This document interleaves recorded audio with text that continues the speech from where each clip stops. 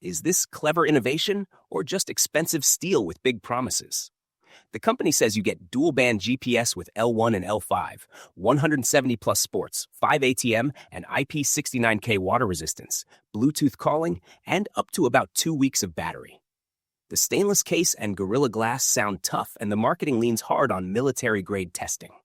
The hardware checks out on paper, and the FCC filings show a real manufacturer behind it, not a ghost brand.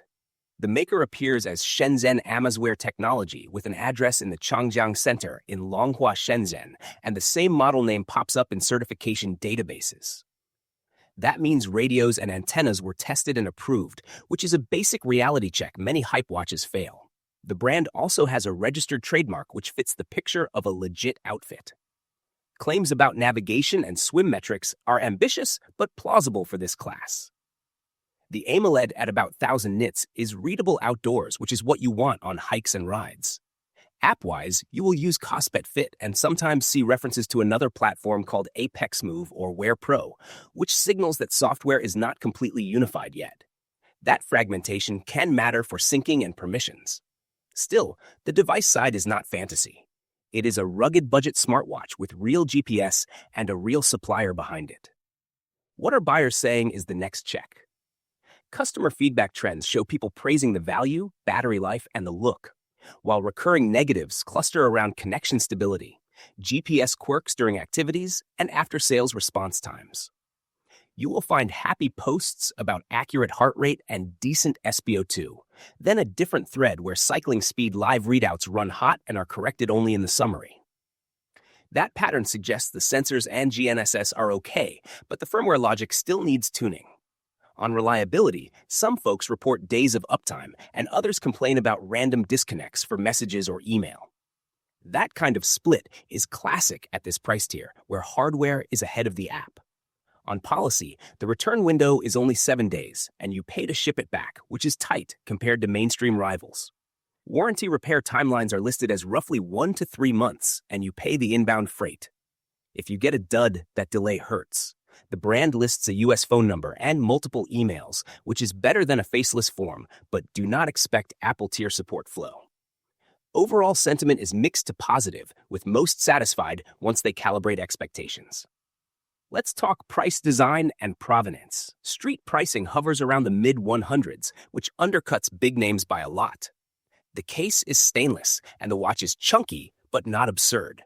The FCC documents match the exact model name, which is good, and there are change in identification letters showing the same hardware sold under other labels. That means this is an OEM platform that can be rebranded, which is normal in this segment.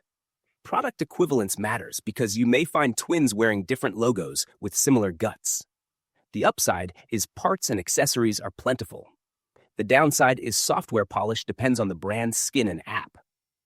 As for the domain and business reality, the trademark registration landed in 2023, and e-commerce trackers show the store operating for several years, which fits a genuine mid-sized Chinese wearable maker with US and EU-facing Shopify sites. You are not dealing with a 2-week pop-up. The privacy side needs adult attention like any budget wearable. These companion apps often request broad permissions for location contacts and notifications. If you are strict on data, minimize app permissions, turn off anything you do not use, and avoid linking health data to third parties unless necessary.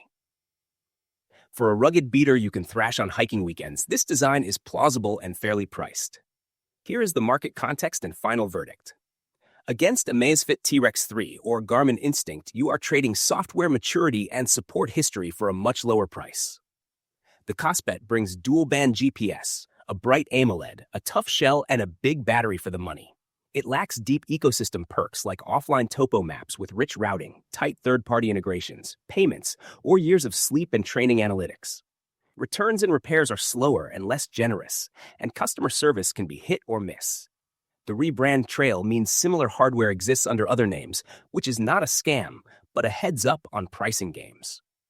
If your use case is track, runs, hikes, swims, receive notifications and log routes without paying $300 to $400, then this is a reasonable buy. If you want bulletproof app stability, tight Google Fit or Apple Health, syncing rich coaching and fast warranty handling, pay up. Verdict is mixed, leaning legit. Worth the hype or worth the headache depends on your tolerance for software quirks and a strict 7-day return rule. Practical next step is compare it against Amazfit T-Rex 3 or Garmin Instinct on features you actually use, then buy from a retailer with easy returns, so you can test GPS and notifications in your first week.